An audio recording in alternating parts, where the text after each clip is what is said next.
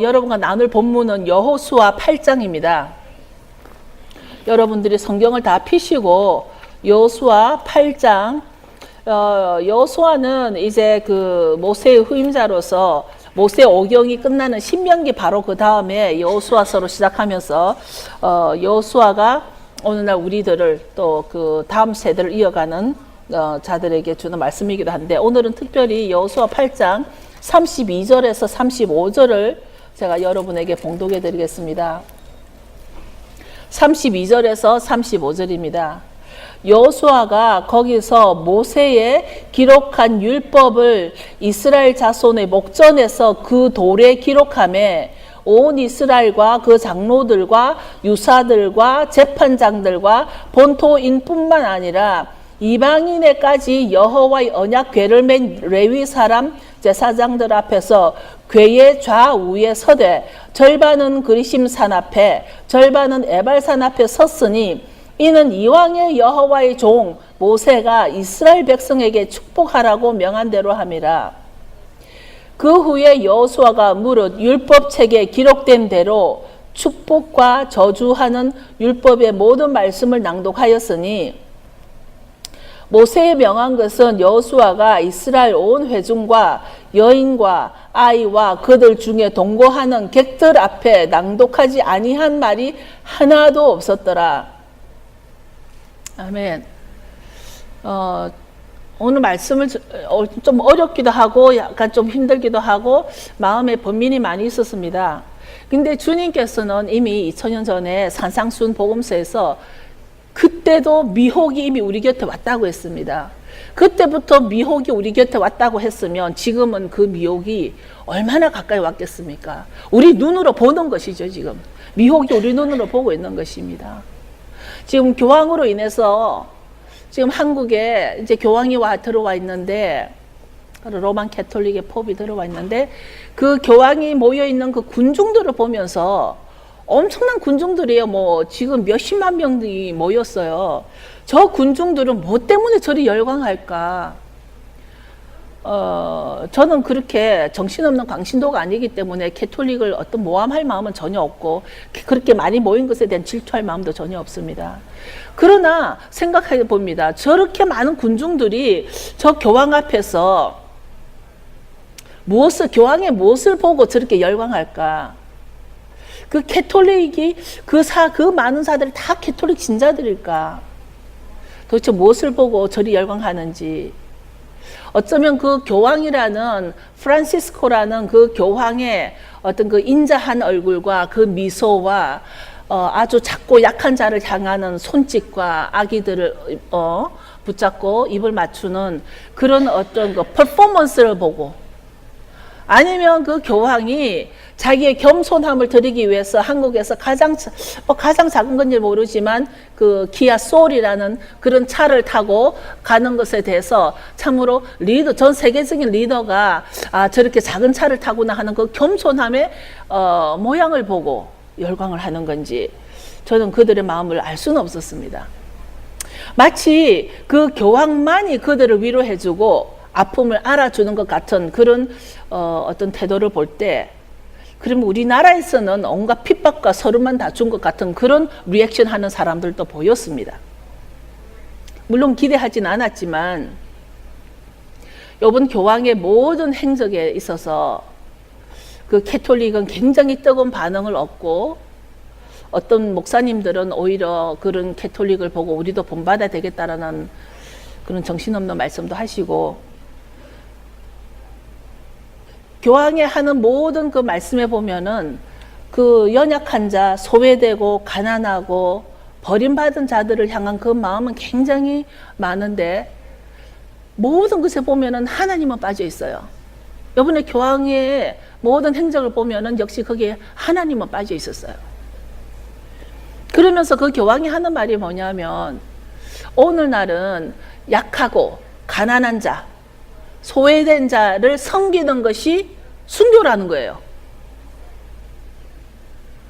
정신 똑바로 차려야 됩니다, 여러분. 약하고 가난하고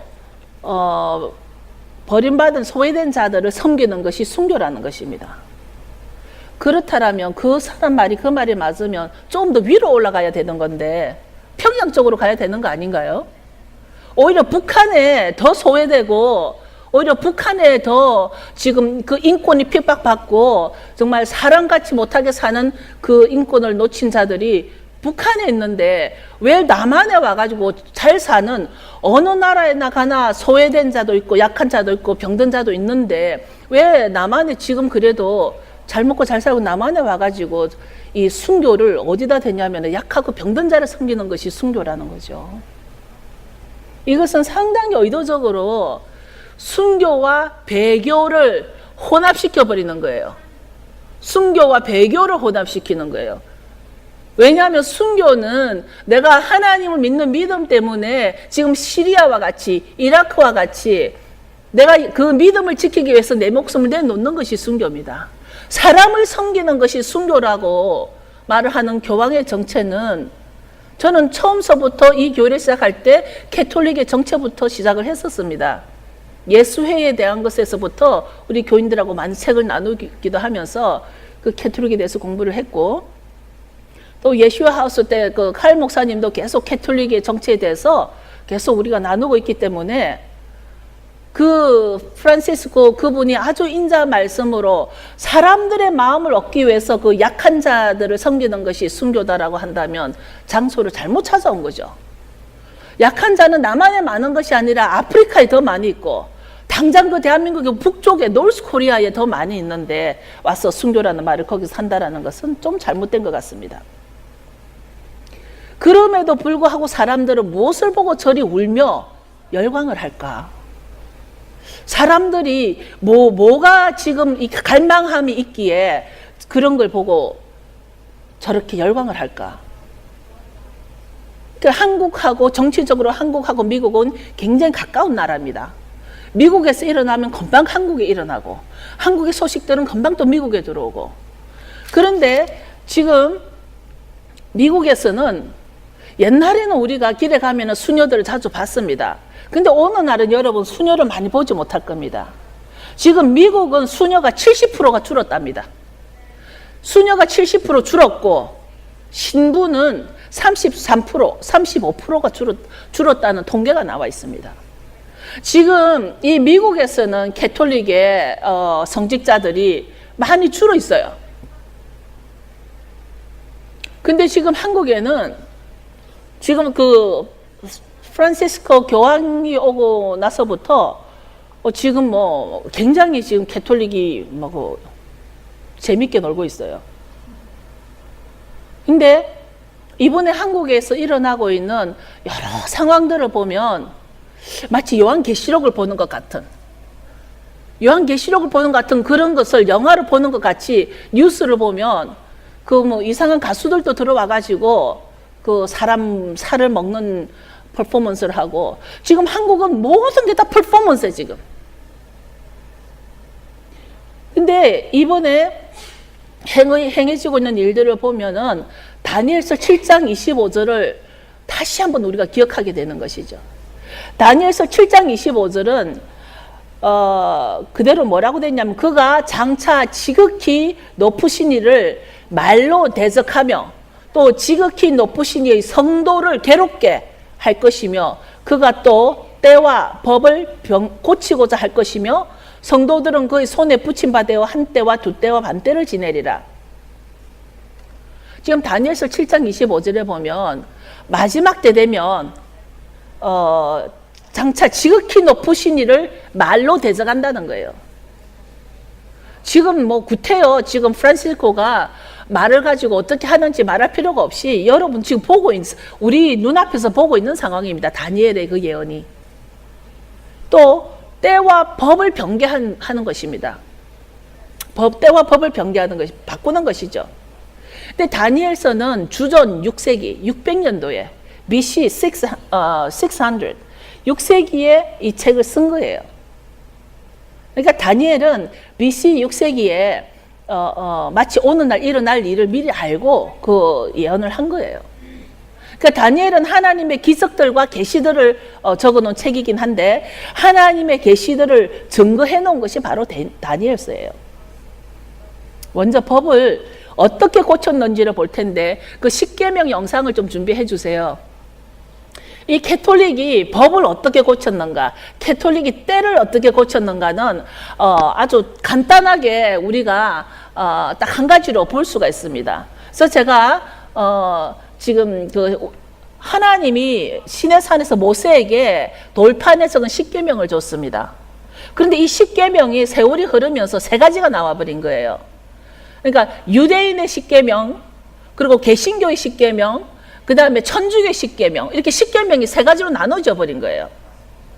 그러니까 여기서 보면 여러분 뒤에서 글이 보이세요? 글이 잘 보이세요? 여기 보면 계명의 첫 번째가 유대교 10계명이에요. 유대인들이. 근데 그 10계명은 본래 유대인들의 10계명이 오리지널이에요. 그래서 이 유대교 10계명을 보면 첫 번째가 계명이 나는 너를 애굽 땅 종되었던 집에서 인도하여 낸 너의 하나님 여호와라. 유대인들은 내가 너를 구해낸 자야. 그러니까 애굽은 그 나라만을 예표하는 것이 아니라 세상 전부를 예표하는 것이기 때문에 내가 너를 애굽 땅에서 종되었던 집에서 인도해낸 너의 하나님이라. 그러고서 유대교 10계명에는 제1계명에 하나님이 친히 말씀하시는 거예요. 그리고 2계명부터는 이제 너는 다른 신들에게 너게 있게 하지 말라, 우상을 만들지 말라. 그런데 개신교 10계명에 보면 너는 나 외에는 다른 신들을 내게 두지 말라. 두 번째는 너를 위하여 새긴 우상을 만들지 말라. 같은 뜻입니다. 개신교하고 유대교는 지금 같아요. 여기까지는. 그런데 천주교 10계명 가보면 1계명이 한 분이신 하나님을 흉숭하여라. 두 번째는 하나님의 이름을 함부로 부르지 말라. 두 번째는 우상을 만들지 말라. 우상을 만들지 말라. 천주교는 우상을 만들지 말라가 없습니다. 왜냐하면 자기들 우상을 워낙 많이 만들어 놨으니까. 이해됐어요? 그 다음에 3계명을 가면 여호와의 이름을 망령되이 일컬지 말라. 그러니까 3계명이 개신교에 가면 너는 내 하나님 여호와의 이름을 망령되게 부르지 말라.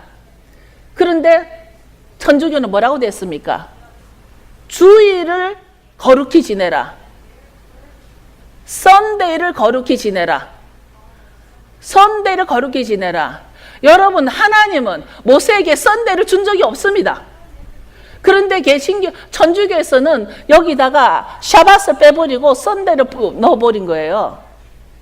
그 다음에 4계명에 있어서, 그러니까 지금 천주교에서는 4계명이 완전히 달라졌는데요. 4계명에는 유대교에는 안식일을 지키라, 개신교에서도 안식일을 지켜라 돼 있어요.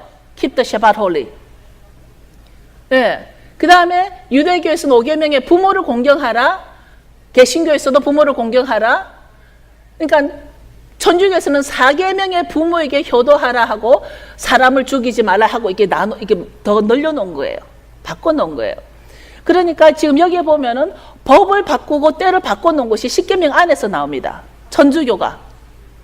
누가 다니엘서 7장 25절을 말하고 있냐면 지금 천주교에서는 샤밧을 썬데이로 바꿔놨죠. 그 다음에 우상을 섬기지 말랬는데 우상을 섬겼죠. 그 다음에 5계명 다시 가보세요. 6계명에 살인하지 말라. 개신교도 살인하지 말라. 천주교에서는 간음하지 말라. 그 다음에 도적질하지 말라. 도적질하지 말라. 그 다음에 8계명에 가서는 거짓 증언을 하지 말라. 그 다음에 9계명에 가서는 거짓 증거하지 말라. 너 이웃에 대하여 거짓 증거하지 말라. 남의 아내를 탐내지 말라. 10계명에 가서 이웃의 집을 탐내지 말라. 이웃의 아내를 탐내지 말라. 하나를 묶고 있는 걸 천주교에서는 둘로 나눠 놓은 거죠. 너 이웃의 집을 탐내지 말라. 개신교에서는 남의 아내를 탐내지 말라는 말이 없네요. 그리고 천주교에서는 10계명에 남의 재물을 탐내지 말라.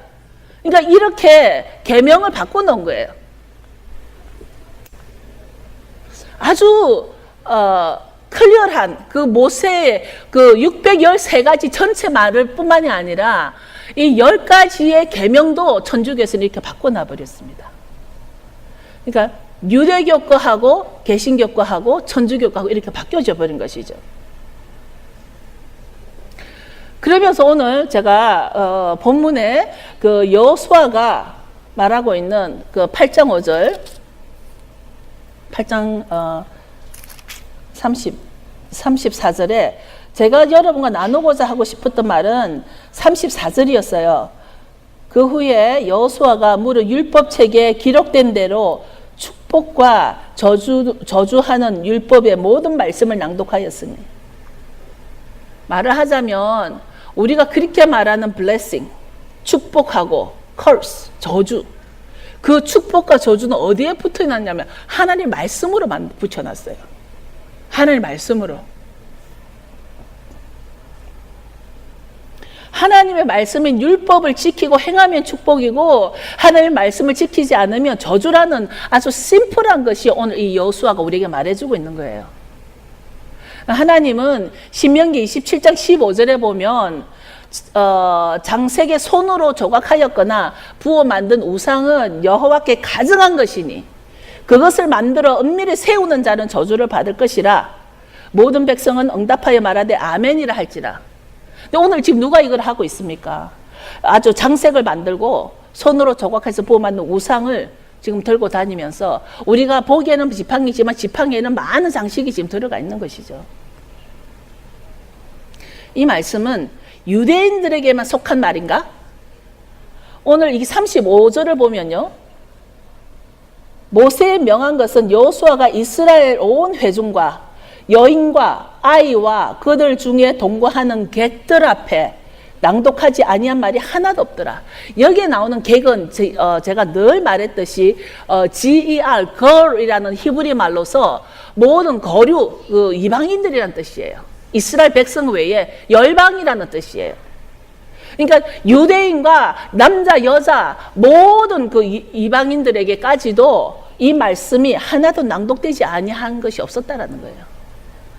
우리가 몰라서 지키지 못했다라는 말을 할 수 없게 하시는 것이죠. 이제 여호수아가 모세의 뒤를 이어서 나가면서 여리고성을 이제 그 성공을 시키는데, 이 그 여호수아서 8장을 준비를 하면서 여호수아에 대해서 조금만 나누기를 원합니다. 이제 여호수아가 이제 그 모세의 뒤를 이어가지고 이제 행진해 나갈 때 여리고성을 맞이했습니다. 근데 하나님께서는 여리고성과 왕을 이스라엘 손에 붙였으므로, 그리고 첫 성을 함락하게 되는 것이다.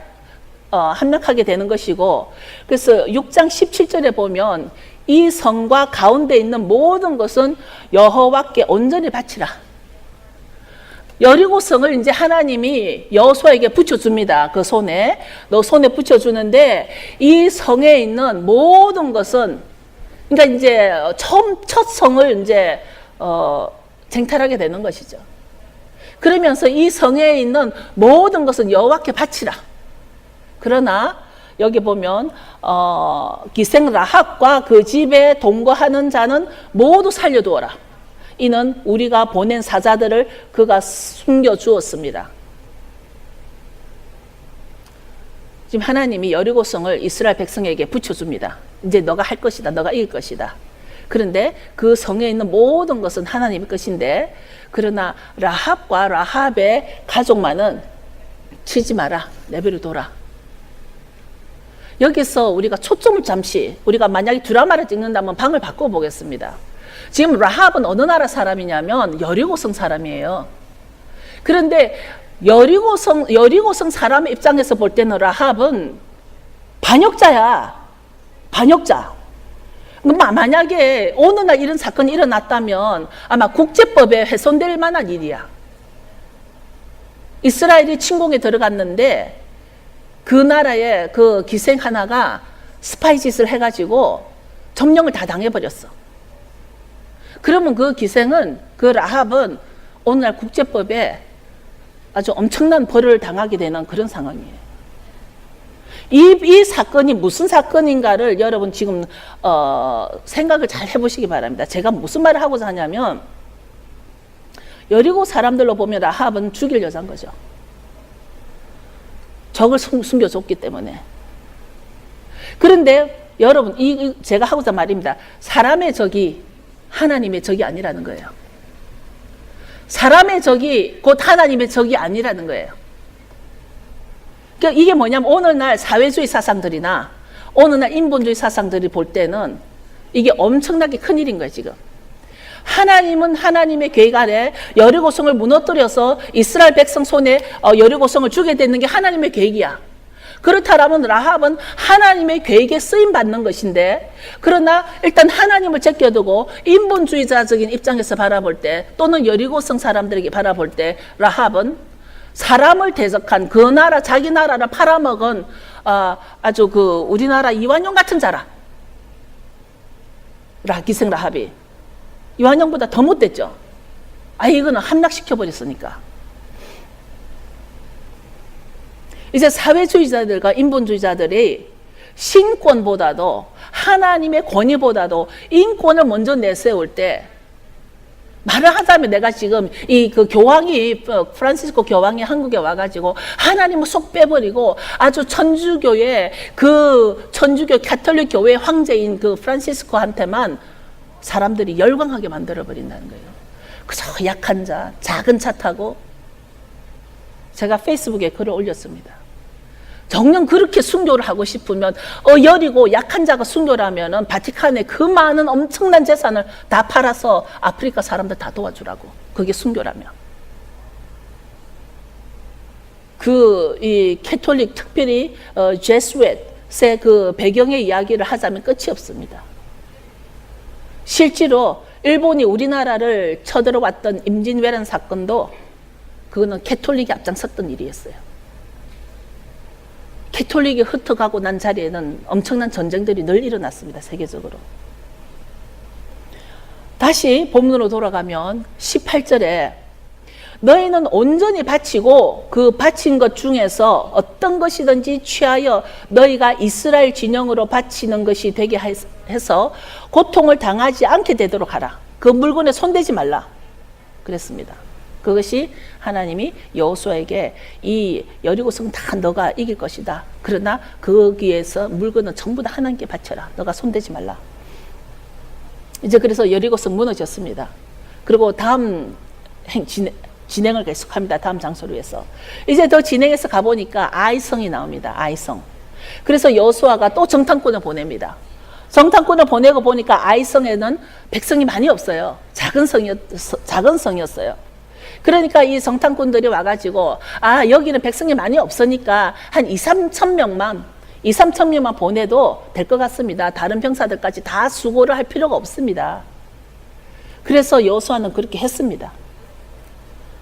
그런데 오히려 아이성에서 36명의 이스라엘 백성이 죽었어요. 군인들이. 그러고는 다 도망을 나와버렸어요. 이스라엘 군인들이. 그랬더니 여호수아가 이제 옷을 찢고 장로들과 날이 저물도록 기도에 들어갔어요. 지금 당연히 아이성은 여리고보다 훨씬 작고 하나님이 이미 다 너에게 붙여뒀다. 이제 너는 담대하라. 두려워하지 말고 담대하라고 가라고 했기 때문에 여호수아는 당연히 믿고 정탐꾼이 보니까 백성들도 작고 한데 그래서 2-3천 명만 다 보내봤는데 지금 사람이 36명이나 죽고 도망을 나온 거예요. 그러니까 지금 여호수아 이게 뭐가 잘못됐는가 이제 옷을 찢고 그 장로들하고 같이 이제 해가 저물도록 기도를 했다고 합니다. 근데 응답을 받았어요. 근데 응답을 받았는데 그 응답이 뭐냐면 이스라엘이 범죄하여 내가 그들에게 명령한 나의 언약을 어겼으며 또한 그들이 온전히 바친 물건을 가져가고 도둑질하고 속이고 그것을 그들의 물건들 가운데 두었느니라. 그래서 이스라엘 사람들이 그들의 원수 앞에서 능히 맞서지 못하고 돌아섰나니. 이스라엘의 상대는 크고 작고가 문제가 아니에요. 그게 오늘날도 느껴지지 않나요? 이스라엘의 상대는 그 상대가 크고 작고 무기가 많고 작고가 상관이 아니라는 거예요. 하나님의 손이 이스라엘에 있나 없나에 따라서 상관이 있는 거예요. 항상. 그때나 지금이나. 하나님이 여호수아에게 분명히 얘기를 했습니다. 여리고성을 한다고 했을 때는 다 너가 이길 것인데 그거는 하나님께 드리고 그러나 아이성을 쳐서는 다 네가 해라. 그랬는데 아이성에서 졌어요. 첫 번째 지금.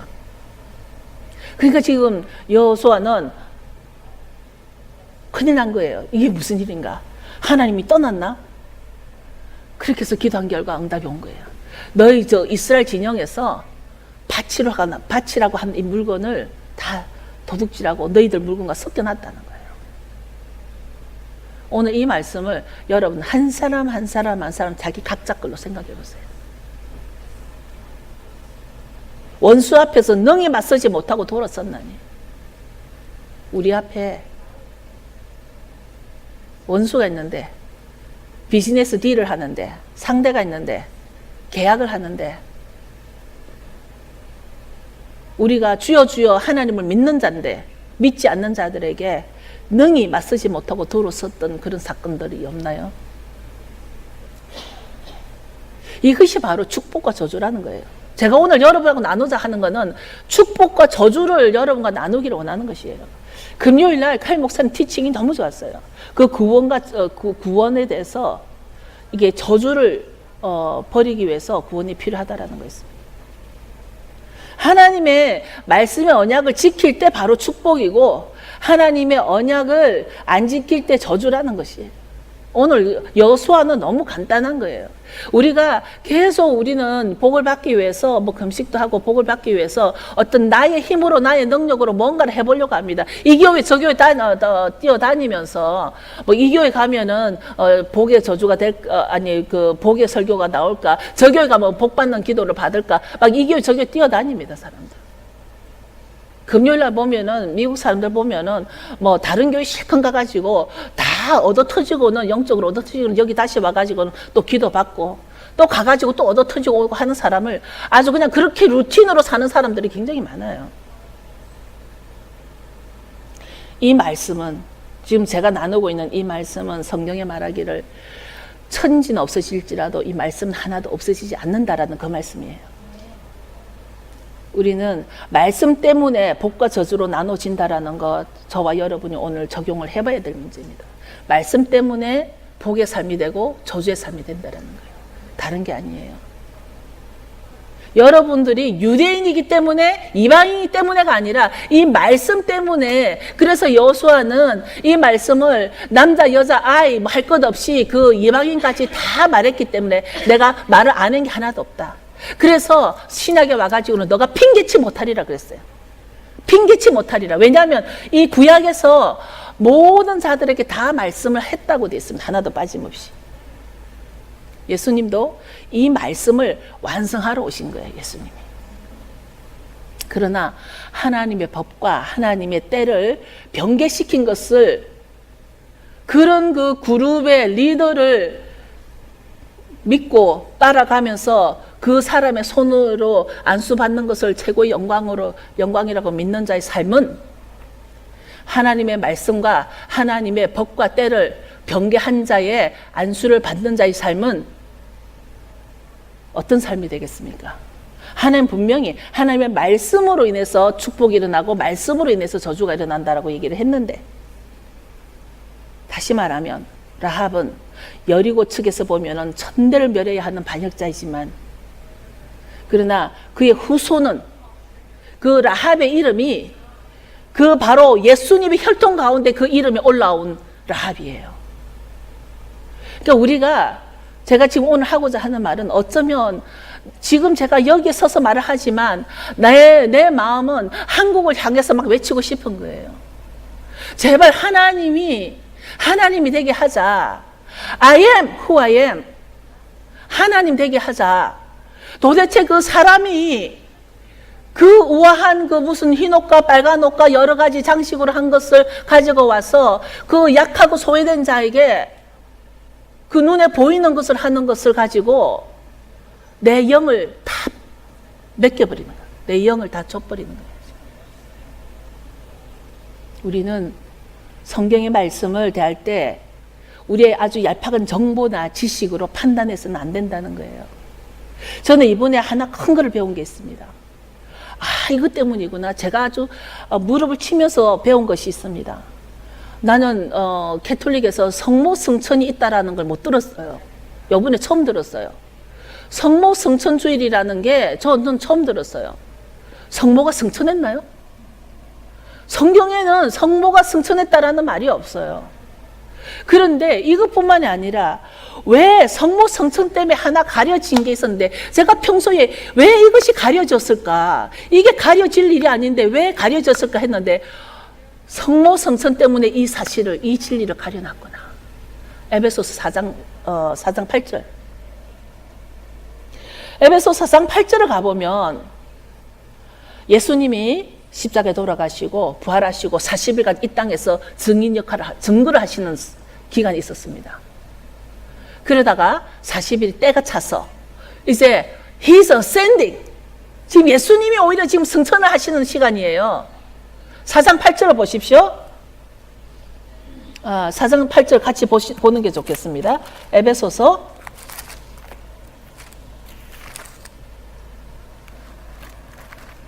4장 8절에 그 성천이 나옵니다.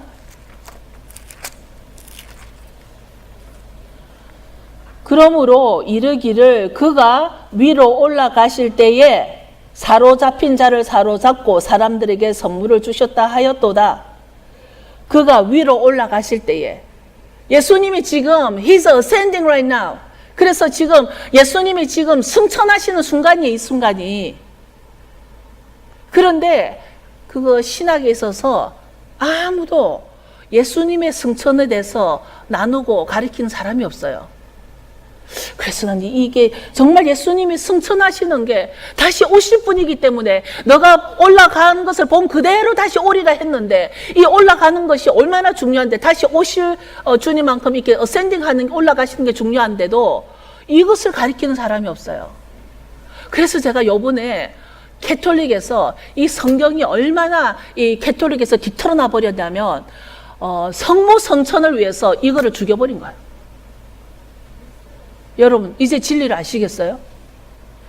하나님의 때와 법을 변개코자 하는 자들은 어떻게까지 했냐면 성모를 성천시키는 것을 드러내기 위해서 예수님의 성천을 덮어버린 거예요.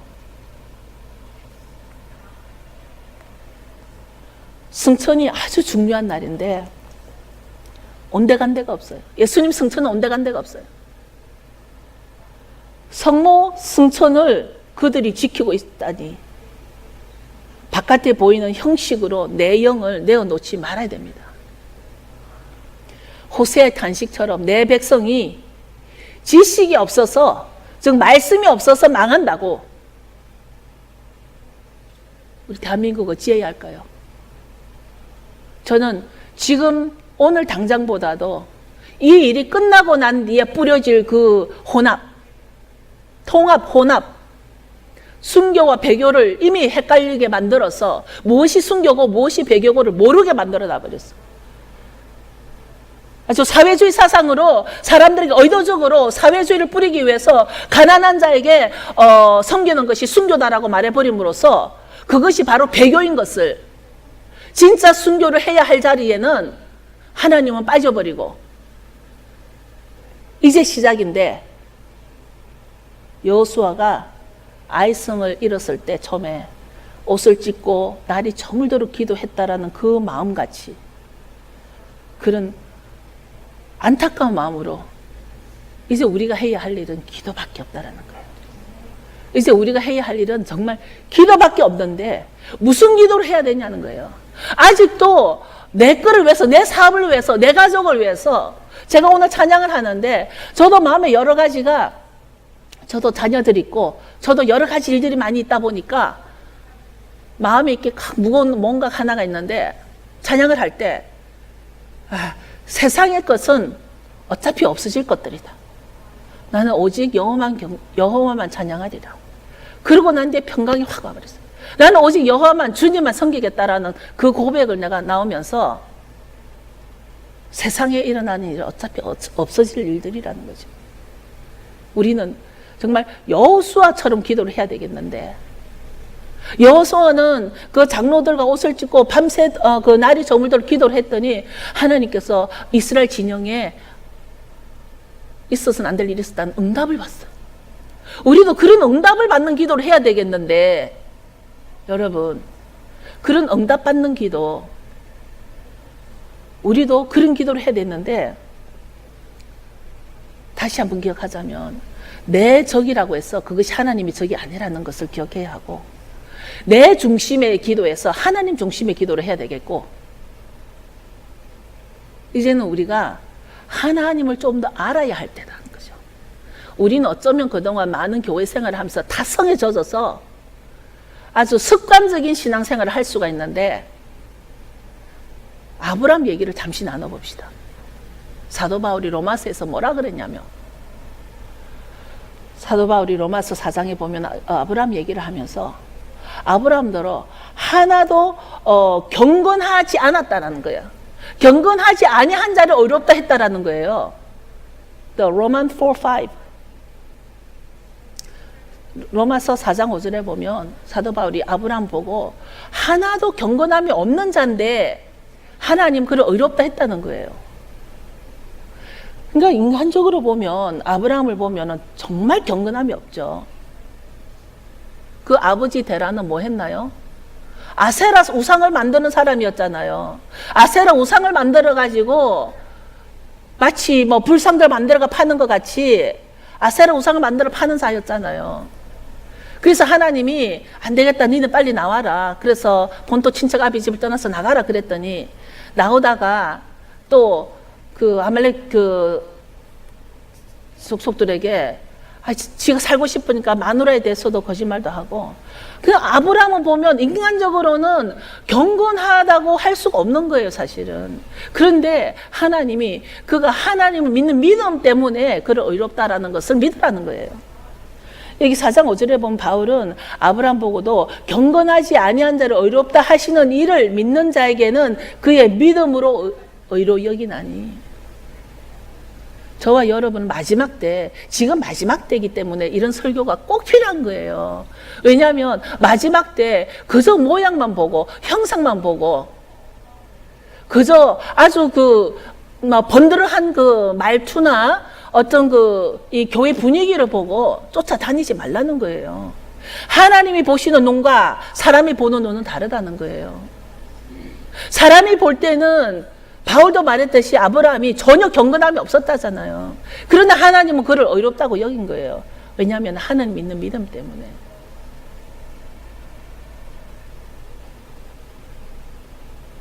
이제 하나님은 아브라함이 하나님을 믿음에 그것이 그에게 의로 여겨진 바 되었다 한 것과 같이 이 아브라함의 믿음과 나의 믿음이, 그러니까 따지자면 아브라함이나 우리나 뭐 별반 다를 게 없어요.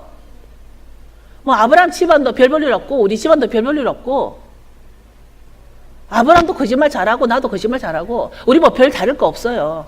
경건한 척 앉아있지만 우리는 아브라함은 우리 다를 게 없어요. 근데 아브라함은 어떻게 믿었기에, 아브라함이 믿었더니 엄청난 땅도 주고 뭐 양도 주고 소도 주고 뭐 다 준 거예요.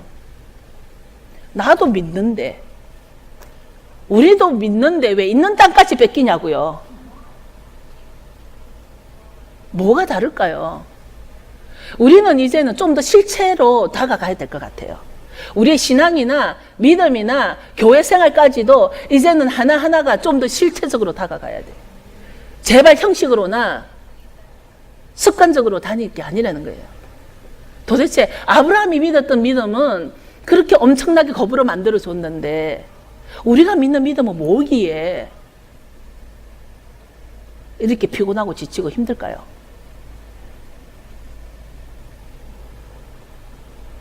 내 마음이 정말 주님을 향하고 있을까? 내 기도가 정말 주님이 원하는 기도를 할까? 내가 말세의 미혹에서 정말 깨어 있는가? 교황이 이번에 한국에서 많은 말을 했겠지만 아무리 봐도 그렇게 뭐 세월호 이 유가족들이 그 교황 앞에 와가지고는 막 울면서 눈물을 흘리고 이렇게 하는 것을 뉴스로 봤어요. 나는 세월호 유가족들이 종교가 여러 개, 어떻게 뭐 또 불교같이 49제도 지냈다가 또 교황이 오니까 교황 앞에 가서 울었다가 난 그들의 종교가 뭔지는 모르겠어요. 근데 하나님이 빠져버린 순교를 이번에 교황은 퍼뜨리고 가는 거예요. 이제 교황이 가고 난 뒤에 뿌려진 그 배교, 미혹, 이 헷갈림 속에서 캐톨릭은 상관이 없어. 우리는 지금 캐톨릭 걱정할 때가 아니야. 그들이 우상을 섬겨 어쨌든 그거 걱정할 때가 아니라 우리 기독교인들 어떡할 거냐고. 우리 크리스천들 어떡할 거냐고.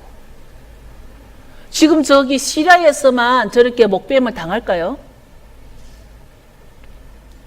우리 기독교인들이 연합해야겠다는 거예요. 지금 기독교인들이 이제 뭐 교단적으로 모여가지고 서로 뭐 이렇게 비난하고 정죄할 때가 아니라 크리스찬이라는 이름 하나만으로 우리는 연합할 때예요, 지금. 이제는 뭐 교회가 어쩌고 교단이 달라서 뭐 쓰고 뭐 이렇게 이럴 때가 아니란 얘기예요. 좀 더 큰 그림을 보자는 거예요. 지금은 마지막 때 하나님께서 그동안 여러 피스로 흩어놓았던 그 퍼즐들을 이제는 그 종말이 되니까 하나님께서 한 피스 한 피스를 착착착 이제 맞춰서 그림을 만들어가는 과정이에요. 근데 지금 크리스찬들이 나는 지금 사실 어느 것보다도 한국의 크리스찬들이 하나님이 사용해야 할 목적이 있는데 한국의 크리스찬들이 아직도 연합이 되지 않는다라면 이번에 이런 그 캐톨릭 그 교황이 왔다 가고 난 뒤에도 크리스찬들이 연합이 되지 않고 일어서지 못하고 큰 교회는 작은 교회 우습게 보고 작은 교회는 기죽어 있고 깨갱하고 있고 그러지 말자는 거예요. 우리가 섬기는 거는 다 하나님이란 말이에요. 크리스찬들은 단 한마디 크리스찬이라는 이름 하나로 우리는 연합해야 된단 말이에요. 적그리스도는 교단이 다른 기독교가 아니에요. 우리는 너무나 우리 안에서 우리와 뜻이 다르면 2단, 3단 손짓하는 바람에 에너지 낭비가 다 되고 지금 적들은 점점 더 커져서 그다랗게 빨간 옷을 입은 용이 돼버렸는데 우리는 지금 우리끼리 막 이러고 지금 크로스파이어 하고 있단 말이에요. 크리스찬들이. 이제 우리는 하나님의 백성의 개념으로 성경 하나로 이 성경 모두를 아까 제가 그랬잖아요. 이 말씀 하나로 축복이냐 저주냐 여호수아는 분명히 그랬습니다. 지금 여러분들 속에 이미 잘못 인식되어져 있는 성경관 그런 것들 내려놓으십시오. 그것이 여러분을 살리지 못하고 죽이지 못합니다. 이 말씀은 처음서부터 이 전체가 하나님 말씀이고 이 전체 말씀으로 여호수아는 이 말씀을 지킬 때는 축복이고 지키지 않을 때는 저주다. 그것을 오늘 여호수아가 아이성을 침공하면서 우리에게 주는 메시지라는 거예요. 결국 그 아골 골짜기라는 그 아간을 찾아가지고 유다 지파에 있는 무슨 정손자의 성손자 해가지고 아간을 찾아가지고 그 금덩어리와 은덩어리와 외투가 하도 좋아서 아마 그 외투가 루이비통인지는 모르지만 자기 장막 속에 심어놨다는 거예요. 그래서 그 아간의 짐승까지 아간 집안에 있는 아들 딸 할 것 없이 여러분 이거 잘 들어보십시오. 여호수아가 아간을 제비로 뽑았습니다. 그래서 그 아간이 고백을 했습니다. 내가 너무 탐이 났어. 그 금 몇 돈하고 은 몇 돈하고 외투를 내가 내 장막 속에 땅 속에 이렇게 놨다고 했습니다. 그랬는데 그 아간만 죽이는 것이 아니라 그 집에 있는 아들 딸, 그 집에 있는 염소, 양, 소, 낙타, 동물들까지 다 끌어모읍니다. 물건까지. 그래서 그 골짜기에 집어넣고 다 돌로. 그래서 지금도 돌무덤이 되어 있다 그럽니다. 그것을 아골 골짜기라고 한답니다.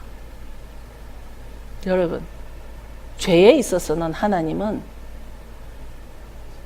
그 동물까지, 그 집안에 있는 동물까지도 다 쳐 죽이라고 하는 것입니다. 우리가 오늘 날 말씀을 버렸기 때문에 진리와 죄가 헷갈려 버립니다. 교황이 와가지고 이 연약한 자를 섬기는 것이 그러면 그럴듯해 보입니다. 말씀이 없는 자는 그것이 그럴듯해 보이고 말씀이 없는 자는 그것이 정말 성자같이 보입니다. 진정한 위로는 그 우리나라에 소외되고 못 사는 자들에게 그 돈 많은 자들이니까 집 하나씩 지어주면 될 거 아니야. 집 하나도 못 지어주면서 무슨 위로를 해주냐고. 립 서비스냐고. 그러면서 자기가 성자를 하냐고.